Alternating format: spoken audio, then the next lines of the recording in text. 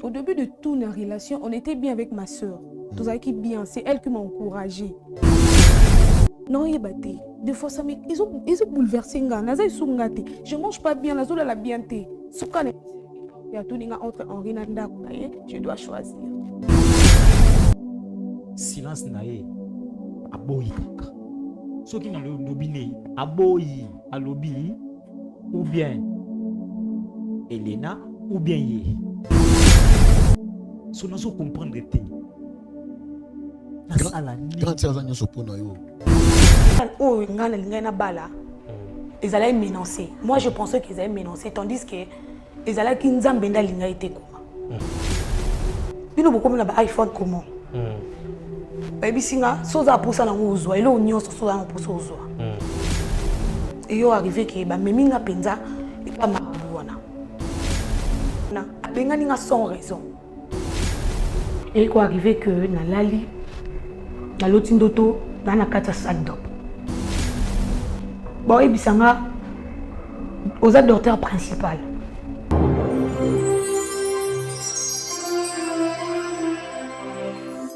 Chez Bisso Télévision, la chaîne qui vous ressemble.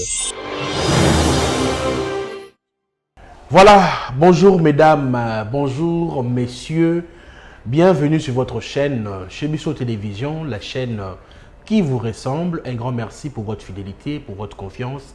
Vous n'avez pas raté quand la chaîne Oyo, on a toujours que ceux qui ndeko aibina nous chez Bisso Télévision, te bengaye, lobelaye, qu'il y a une chaîne qui édifie, il y a une chaîne qui aide vraiment les gens à comprendre le lengenini.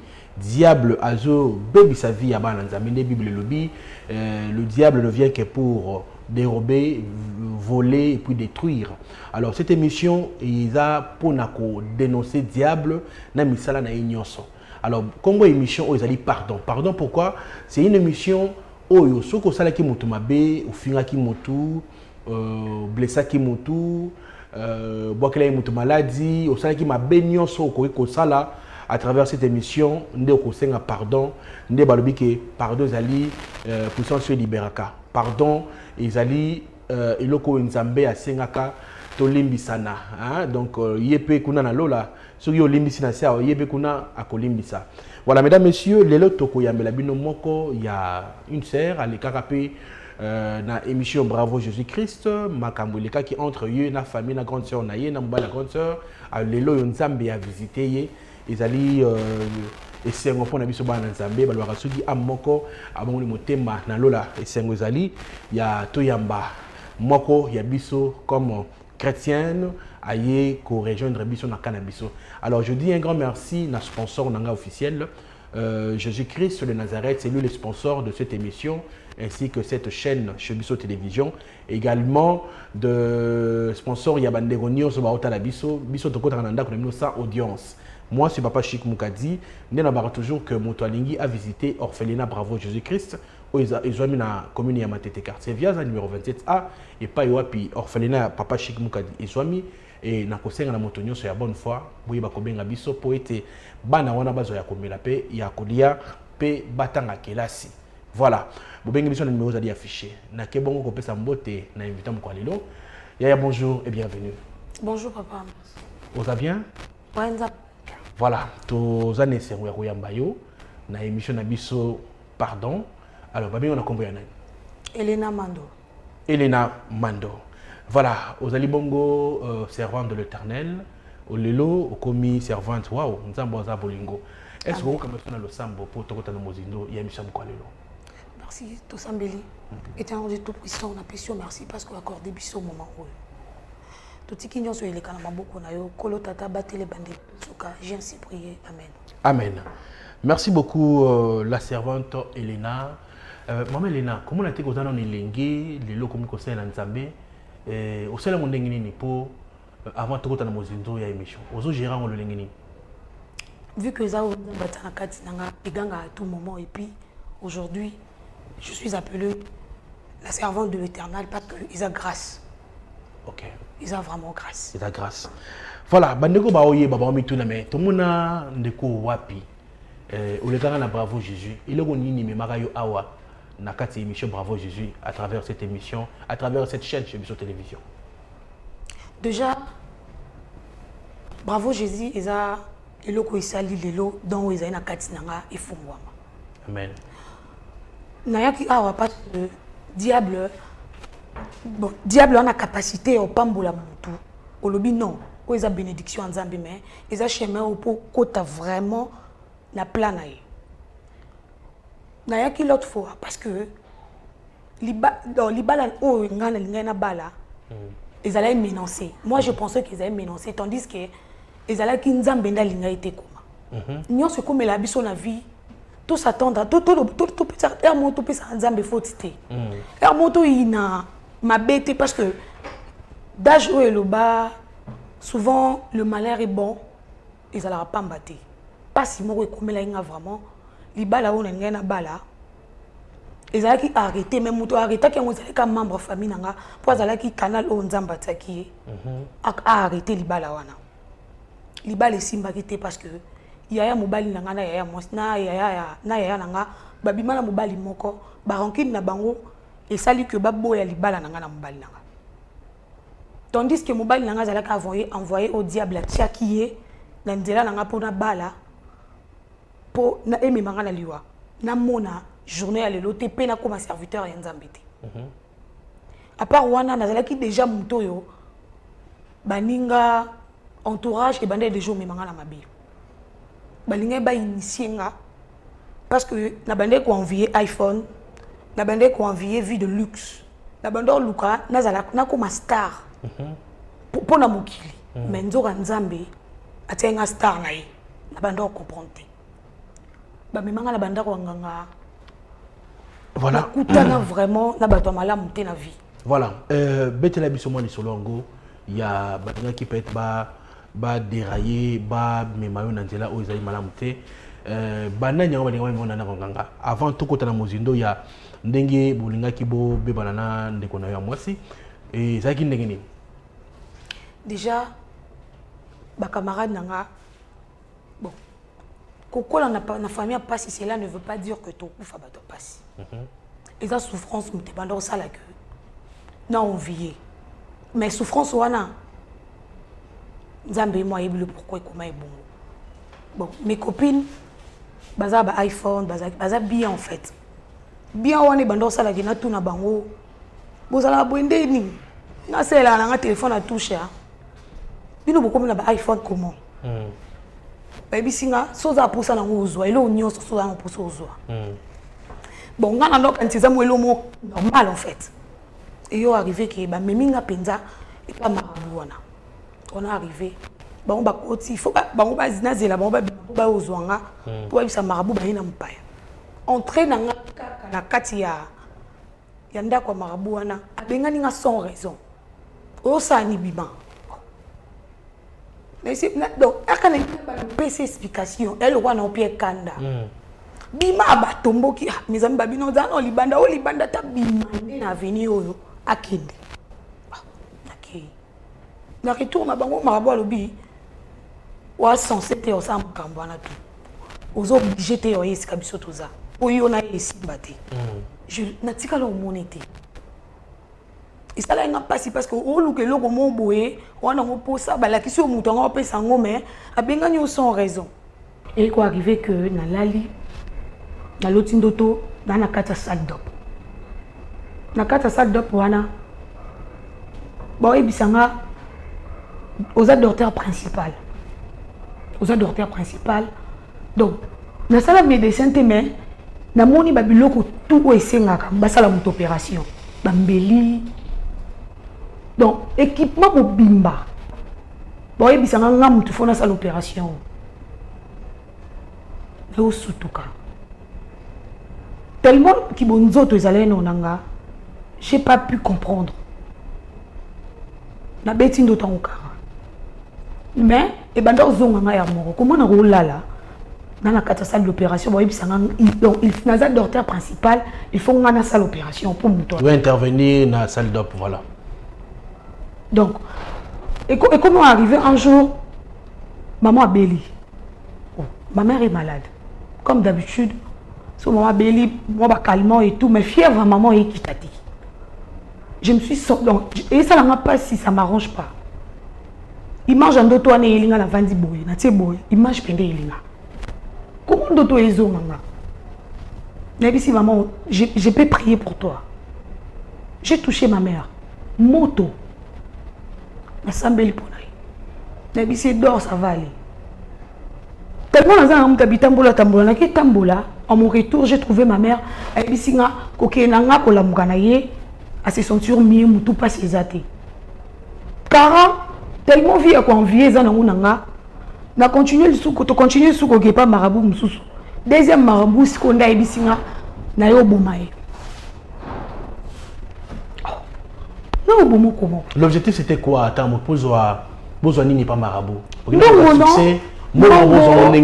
donc abando lo bana biso bon selon explication ba copine de ando ibisa bango bango ba betelinga lisolo bon ba isiko ba memangeze siko bakena soki boke kuna il faut rentrer coucher là premièrement donc maman est tokisanga parce que c'est fort en fait il faut coucher là so coucher là ana mai moko bon pesa il faut sokola et après au bando kutana mibala bien ba homme marié donc bon opende comme on ko circuler et ça te déjà au pire mbongo mais on peut se loko et bando attirer bateau ba vers yo po alors si côté biso to bi mana bateau nous sommes censés et on memele o ezaba super mais bateau OK yango bando pesa bino ba et bando pesa makambo et tout bon nga monena bon selon ndenge nazali la ki na mona ki on musala pasité parce que ki bonzoto ezali nanga deuxième marabout penda ibsinga clair na yo bomai na bima atomboki ya lokoti eloko bambanga agissement na ebangi singa na bimbinga mo malembe na zoki ndako et nzamba ko mosala mamba minene dès lelo yo au commissaire servant de l'Éternel le na commis servant de l'Éternel et a fongoli bado minene katinanga bado neti ndengeni j'ai la capacité de prier pour quelqu'un avec qui na te kondima tout va aller très bien. Après, c'est une tranquillité au refait au début de tout. Oh, molimo rolibale la takinga, baninga balanga na balate ko mbongo ngosona. Donc, pour ça mbongo, pour ça libala, pour ça mambo belé. O elingi mi manga penda na shit mabe, ona mona grâce au nzamba tana katina ngati. Lelo yo nzamba bengi yo bande ko ba massa na yo batu mususu ba se retrouver na même situation, il y a quoi envier, il y a quoi apparaître, il y a quoi soutirer bambongo et pas ya ba mibali et au colon na bango nini. Non, et ça bango la patience paye. Et puis aussi la raté ba wele la ngote. Bazai cause la pressé na vie et ko kimisao destin na yo. Et tenga mission mupandi et belé ba kufa. Et belé pe ba bala ba savourer li bala te ba kufi. Parce que quand on est là où ils ont été aimés, mon cas d'aliwa. Nzamba habite au Senga, au Pesa Bisso. Avec Bissi Bisso, dans Jean 14, si vous demandez quelque chose à mon nom, je le ferai. Alors pourquoi trop quand on est les locaux, ils ont tellement n'attend ébélé pour soi. Tant aux oiseaux, au bébé si m'a embobélé. Donc c'est compliqué. Voilà, merci beaucoup, c'est très compliqué. Au bon moment mango wapi pas 5000 pona yo tu te ban le lengi nzambe à visiter bien sûr que olala ki nandoto ba pesio ba outillage ya médecine ou ko ça l'intervention pas ya moto ni ba que Dieu t'a donné sur na yimbola yango ministère ya guérison do ya guérison oyo lelo batu bazo bika à travers le sambo na yo na lingota la caméra on me camper ko conscientiser Moutouma Rota la biso, à mon que c'est fini pour naïe, maladie, mimi, liba les athées, blocage, avis mokandate. Qu'est-ce que tu peux dire dans bateau et baota la biso na Sikawa? Malobanini, yansambe et koloma na bateau baota la biso. La Bible dit, en la foi est une ferme assurance des choses qu'on espère, une démonstration de celles qu'on ne voit pas. Nakondima, nzambe, soit l'inga pambola mutu. Ako memelo lo mobo yo moni loko isa freinage mais isa freinage te. Pour mariage ya na vie mutu, il faut ça kondima parce que mariage za na bitumba lo tout na vie za na bitumba. So moni bi ko ki bitumba wana te, chasse le bien o mema malédiction na vie na yo. Héros nyo son na vie za na histoire. Donc kondima eza eloko oyo ekosala que oza na passeport te mais ntongo mo ekotana nyonso esalami directement ozwi passeport après une semaine ozwi libala après une semaine ozwi passeport après une semaine mambo ebele esala donc kondima eza eloko ya motuya oyo nga na yebisa bato batia na kondima nyonso osala na vie bazala na kondima. Mais lelo oyo komona oyo elenge oyo na matière ya makambo akosambela mingi bamekama mingi bakweyisama mpe na makambo yango ya nzambe lelo oyo tie motu est-ce que ozwaki temps ya kosilana na bato na yo to mpe lolenge nini kesi bibundeli nini oza nango mpo résister na place oyo ye mpo esengeli oyebake bakoya komeka yo na ndenge nyonso est-ce que oza prête ya koaffronter bitumba wana? L'Éternel a dit, gardez silence, je commenterai pour vous. Donc, tellement poninga, c'est que tu bibundelo, o bibundelo ezana kati na ngai ebunda. Parce que apesinga makasi, apesinga yi pouvoir parce que ba o tout batambo wana nzambe bazana pouvoir. Alobi na biso tozana pouvoir, soki totie kondima tozana pouvoir yo longola montagne to déplacer ngo ko mupandi. Donc na obanga te parce que o ezana kati na ngai eza tellement makasi. Et puis, ils sont tellement monnaie. Mais comment on a le makambo ekoleka yobani ministère aux célibataires bon suki papa yi alobi ye baza patient nous allons lenge boye bo kena mino ensemble robo ya to okosala na ensemble ce qui réellement est la vision ou nzamba otia pourquoi robo ya on a no poeta okota no libala. Non, maintenant je sers l'Éternel. Les balles hier raté le lobby directement la balle non. Faut bala muto yebi.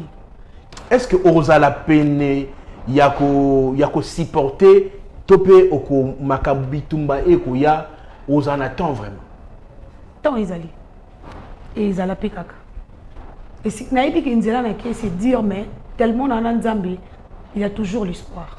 Lelo moni église na miso na yo topé lolengo zomona ba église ya lelo. Nini omona ke sepesa yote. Déjà ba pasteur amaki na bazé belé. O ba comprendre le ba salate. O ba na don wana te me ba luka kuna makasi. L'église est belé zo sepeltsanga te yango nzamba salinga grâce na créer ministère na nga ya muke wana. Voilà, si ko lelo bato bazo ba passer plus makio na ça veut dire bazo soutirer bato bambongo. Oui, bazé belé makasi. O ba pe sa prophétie ya lokuta. O bazana don wana te me ba luki yango.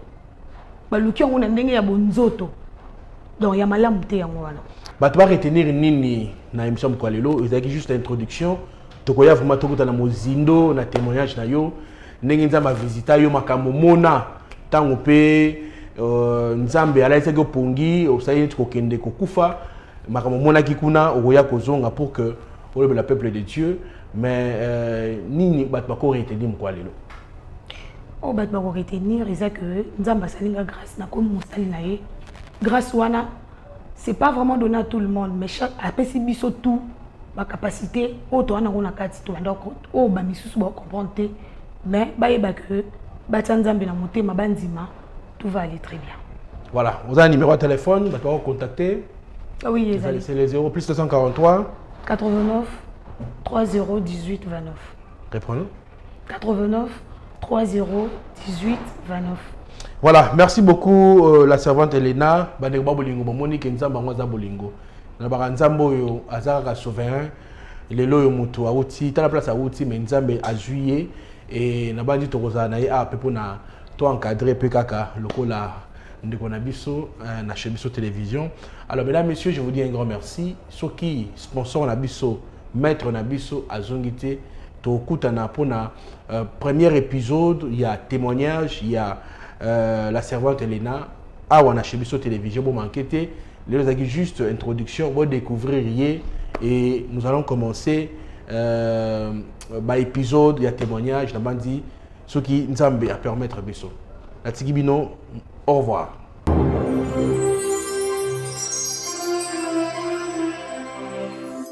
Chebiso télévision, la chaîne qui vous ressemble.